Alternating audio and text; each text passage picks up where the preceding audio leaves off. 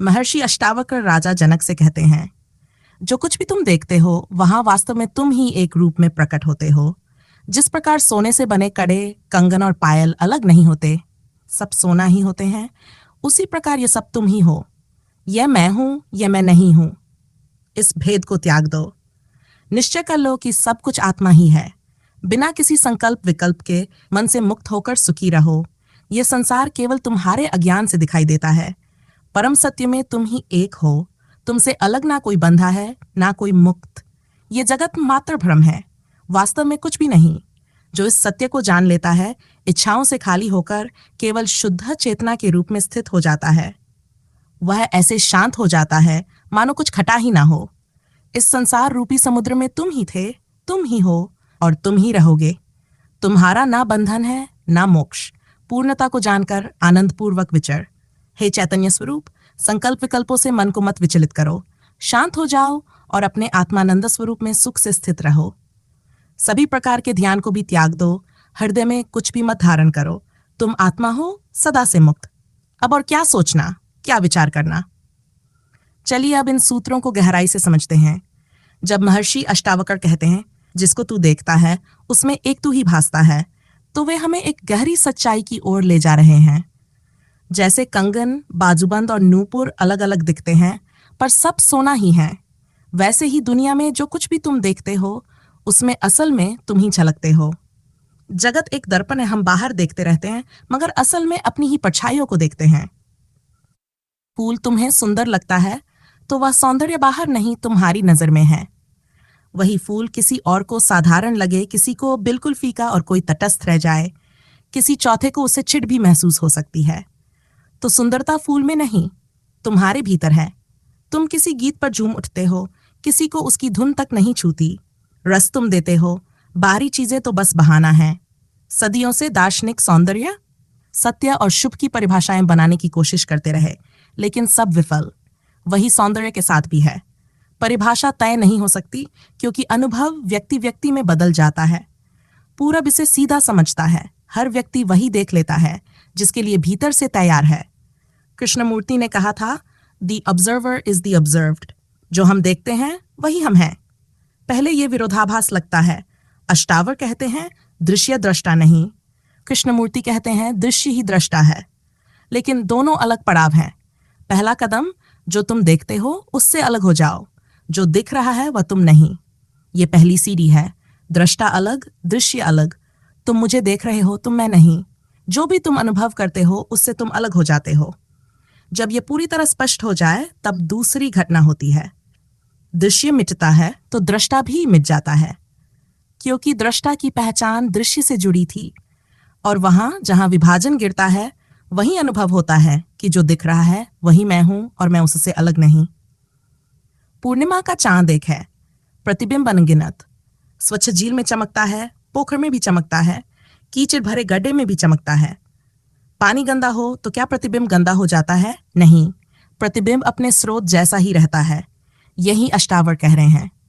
जो तुम देखते हो उसमें तुम ही झलकते हो। पानी बदलता है, प्रतिबिंब नहीं। जब तुम्हारी दृष्टि स्वच्छ होती है, जगत में तुम ईश्वर को देखते हो। अंत में देखने वाला और दिखने वाला अलग नहीं रहते, बस एक रह जाता है, वही जो हमेशा था।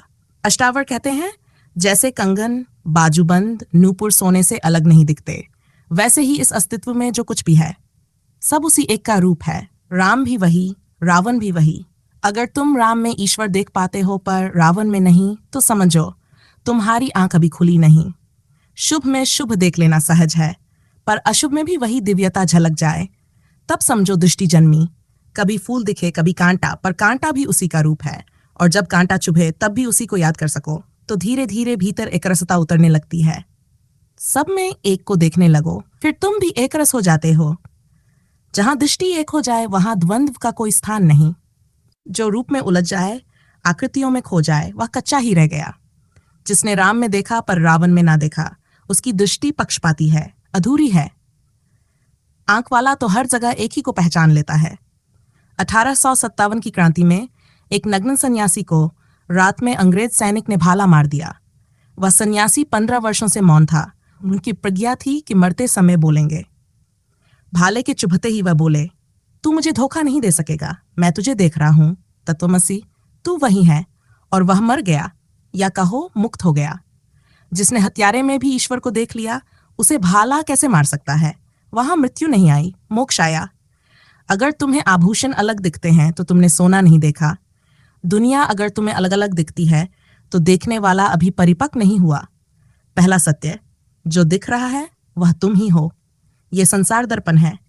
दूसरा सत्य, जो दिख रहा है वह भी उन्हीं का खेल है। जैसे समुद्र पर अनगिनत लहरें। चेहरे कम देखो, चेहरे के भीतर छिपा जो प्रकाश है उसे देखो। शब्दों को कम सुनो, शब्दों के पीछे जो मौन है उसे सुनो। तन कम देखो, चेतना अधिक। शांति का फूल वहीं खिलता है जहां सब में एक दिखाई दे। फिर ना भय रहता है ना विरोध। जन्म भी तुम, मृत्यु भी तुम, दुख भी तुम, सुख भी तुम। तब कौन शत्रु कौन मित्र? ये बातें मानने की नहीं, जीने की हैं। अपने भीतर झांक कर देखो, जो तुम्हें बुरा दिखता है कहीं वह तुम्हारा ही कोई घाव तो नहीं। गाली मिले और तुम्हें चोट लगे तो समझ लो चोट बाहर नहीं, भीतर थी। जहां घाव होता है वहीं वार लगता है। अहंकार घाव है, बिना अहंकार कोई अपमान कर ही नहीं सकता। और अंत में समझो, हम सब लहरें हैं और लहरों के भीतर वही अनंत सागर धड़कता है। तुम किसी को चोट देते हो या कोई तुम्हें, दोनों में वही खेल रहा है। अपने भीतर के घाव को पहचानो, रूपों के पार देखो, तभी वह एक दिखाई देगा। और जब एक दिखाई दे गया, संसार बदल जाता है। नहीं, संसार नहीं, तुम्हारी दृष्टि बदल जाती है। और वही जागरण है, वही ज्ञान, वही मुक्ति। ये जो भीतर लगातार आवाज चलती रहती है, ये मैं हूं, ये मैं नहीं, ये मेरा, वह गैर, यही विभाजन हमारी सारी उलझनों की जड़ है। अष्टावक्र कहते हैं, इन विभागों को छोड़ दो, बस ठहरो, देखो, सम हो ही असीम, फिर सीमाओं की इतनी चिंता क्यों? हम जीवन भर यही कोशिश करते रहते हैं कि अपना एक पक्का परिचय तय कर लें, मैं कौन हूं। कोई कहता है, हमें रास्ता बताओ कि हम खुद को जान लें। लेकिन ध्यान से देखो, जानना कम है, परिभाषित होना ज्यादा है। हम एक लेबल चाहते हैं, एक फ्रेम जिसमें कह सकें यही मैं हूं। जरा किसी को धक्का लग जाए, वह तुरंत बोल उठता है, जानते नहीं मैं कौन हूं। पर असल में ना उसे पता है ना किसी और को, क्योंकि जो भी हम कहते हैं यह वह उधार का है। कोई कहता है, मैं हिंदू, मैं मुसलमान, मैं ईसाई। लेकिन जन्म के समय तो कोई पहचान नहीं थी, खाली आए थे कोरे कागज की तरह। किसी ने सुंदर कह दिया, पकड़ लिया। किसी ने बुद्धिमान कहा, मान लिया। कोई देश, कोई समाज, कोई धर्म, कोई परिवार कुछ लिख गया, और हम उन लकीरों के भीतर खुद को कैद कर बैठे। और ये लेबल भी निश्चित कहाँ। चीन में जो सुंदर है, हिंदुस्तान में साधारण लगता है। अफ्रीका का सौंदर्य अमेरिका में बीमार दिखाई देता है। जिसके लिए कोई प्रेम में पागल है, वहीं दूसरा माथा पीट रहा है कि ये क्या देख लिया उसने। हर माँ बाप को लगता है कि उनका बच्चा अद्वितीय है, और बच्चा बाहर निकलते ही समझ जाता है कि दुनिया को फर्क ही नहीं पड़ता। हमारा मैं दूसरे की धारणाओं, उम्मीदों और संस्कारों की बनाई हुई गिरफ्त है। और ऊपर से अनुभव, प्रशंसा, डिग्रियां, समाज कर्पण सब मिलकर हमें कहानी सुना जाते हैं कि ये हो तुम। हम जन्म से शरीर से जुड़े, फिर मन आया तो मन से पहचानने लगे। लेकिन ना शरीर तुम हो, ना मन। तुम तो खुले आकाश की तरह हो। हम कहते हैं ये मैं हूं, वह मैं नहीं, और इसी विभाजन में भटकते रहते हैं। महर्षि अष्टावक्र का सूत्र है, विभाजन मिटाओ। सब आत्मा है, जो है वह तुम ही हो। जहां यह और वहां मिट जाए वही शांति है। अक्सर त्याग भी अहंकार में होता है। लोग अगर सराहें, अगर शोभा गायमान हो तो उपवास भी दिखावा हो जाता है। असली त्याग, संत्याग अहंकार के केंद्र से नहीं, बोध से आता है।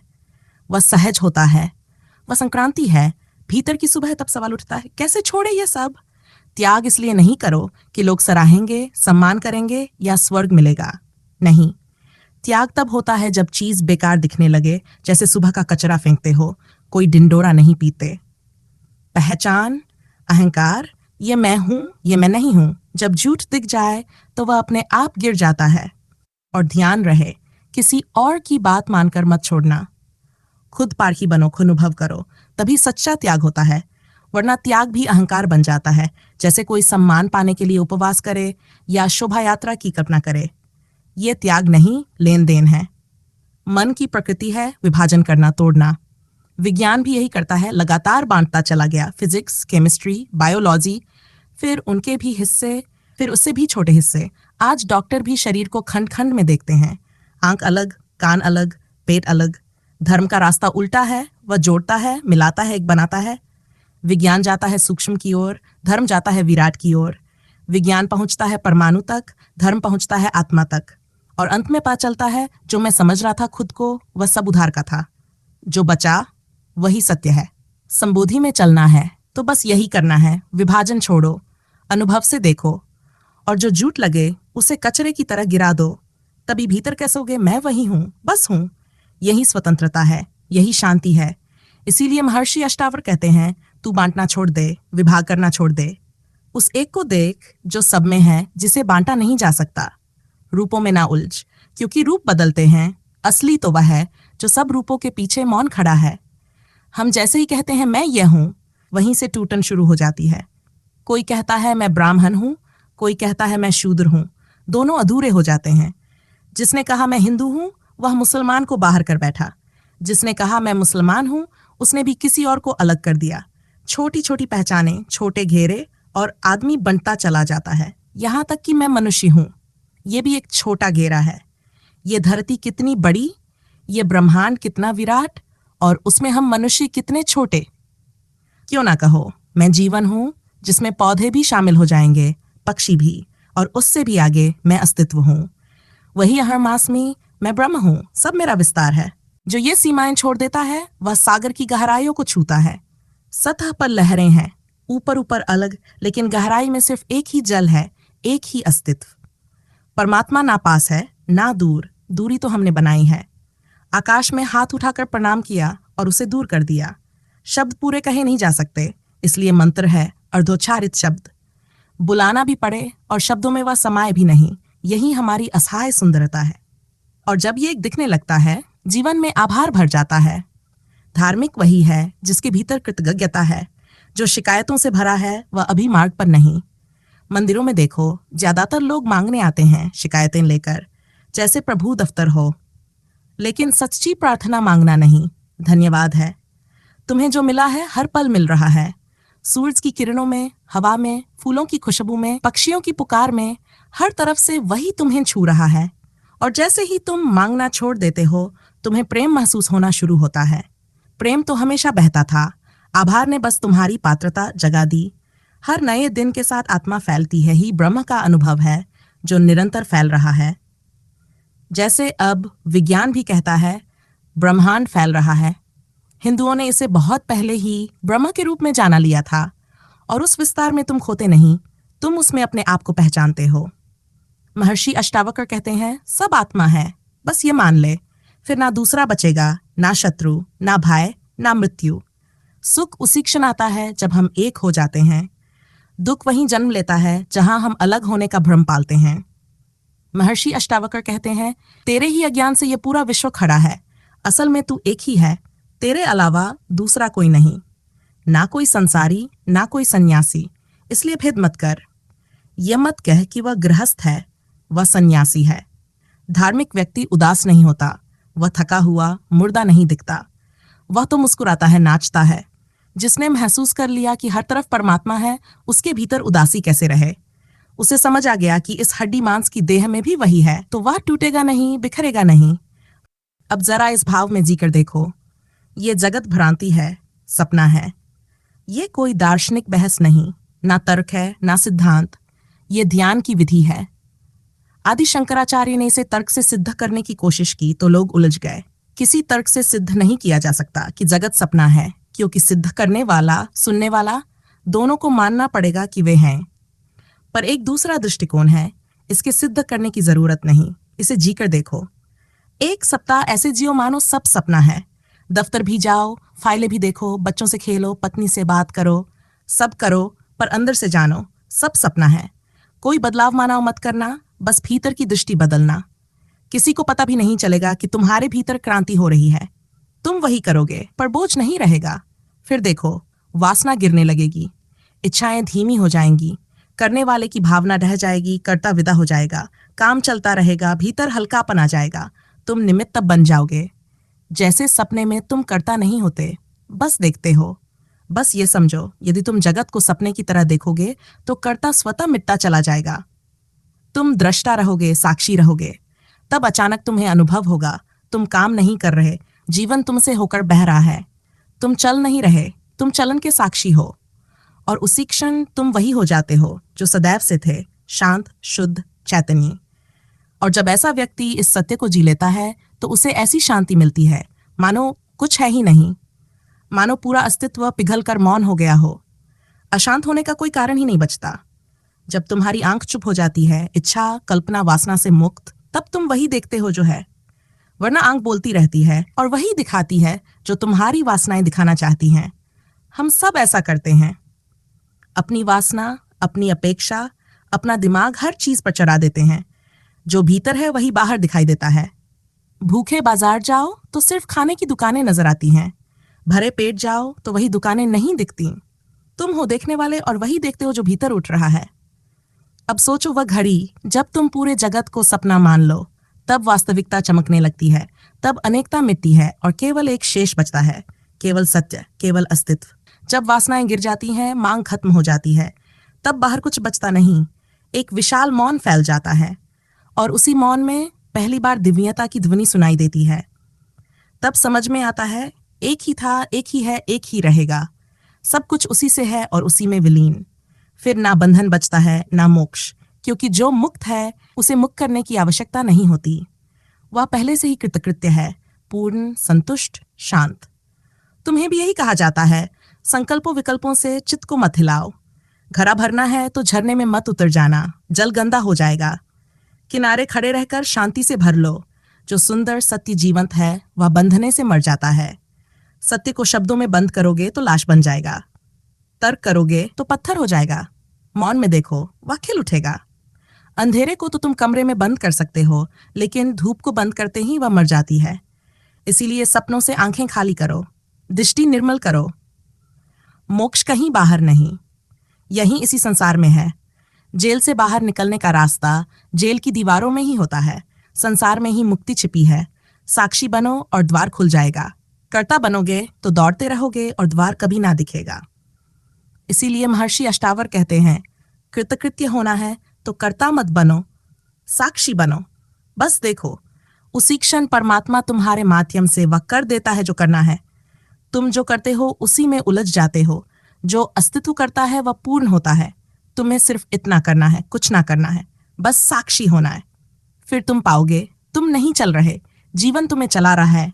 न तुम नहीं कर रहे, परमात्मा कर रहा है। और वहीं सच्ची मुक्ति है। महर्षि अष्टावकर कहते हैं, जो करना है वह तब होता है जब तुम करता नहीं, साक्षी बन जाते हो। बस देखने वाले रहो। अस्तित्व स्वयं तुम्हारे माध्यम से करता है। तुम व्यर्थ की दौड़ धूप में पसीना बहा रहे हो और जो होना है वह शांति में ही घटता है। हे चिन्मय, चित्त को संकल्पों विकल्पों से मत हिलाओ। क्या करूं, क्या ना करूं, कहाँ जाऊं, क्या मानूं, इन विकल्पों में मत फंसो। विकल्पों की चिंता ही अशांति बन जाती है।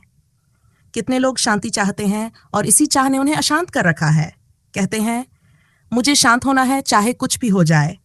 पर यह भी तो अहंकार है, कर्तापन है। रस्सी जल गई पर अकड़ बाकी है।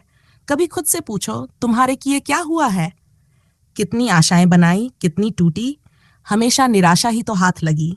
जब ये बात हृदय में उतर जाए कि मेरे किए कुछ नहीं, तब मन बैठ जाता है, तब साक्षी जन्मता है। महर्षि अष्टावक कहते हैं, सर्वत्र ध्यान को त्याग दे, हृदय में कुछ भी मत धारण कर। तू आत्मा है, तू मुक्त है ही, सोच विचार करके क्या करेगा? ये शब्द जैसे आग नहीं, पानी है, बुझाते नहीं, धोते हैं। हर ध्यान को छोड़ देना। धन पर ध्यान है, छोड़ दे। प्रतिमा पर टिक गया है मन, उसे भी छोड़ दे। वासना से चिपक गया है, उसे भी जाने दे। स्वर्ग की कल्पना में डूबा है, उसे भी छोड़ दे। कहीं ध्यान मत रख। हृदय को खाली कर, कोरा, बिल्कुल कोरा। जब कुछ भी धरा ना हो भीतर, वही मुक्ति है। सोचने को क्या है, हुआ ही क्या सोचने से। बस इतना कर, जहां भी ध्यान बिखरा है उसे समेट ले, वापस भीतर लौटा ले। श्री कृष्ण ने कहा है, सब छोड़ दे, मेरी शरण आ जा। पर यहाँ सूत्र उससे भी आगे जाते हैं। यहाँ कोई शरण नहीं, कोई पकड़ नहीं। कृष्ण को भी मत पकड़, क्योंकि पकड़ा तो ध्यान फिर टिक गया। ध्यान कहीं रहे ही नहीं, वहीं असली समाधि है। ध्यान टार्च जैसा होता है, एक दिशा में जाता है। कभी दीपक जैसा हो जाता है, सब दिशाओं में बिखरता है। लेकिन जब भीतर का प्रकाश दिए से भी मुक्त हो जाए, उस क्षण तुम मुक्त हुए, उस क्षण तुम आत्मा हुए। तब विचार रुक जाते हैं, सभी प्रश्न खत्म हो जाते हैं। साधना वहीं पूरी होती है जहां साधक गायब हो जाता है। तो आज इस वीडियो में इतना ही। आशा है आप इस सूत्र को जीवन में उपयोग करेंगे, केवल इसे बौद्धिक कृत्य नहीं बनाएंगे। फिर मिलेंगे अगली वीडियो में। धन्यवाद।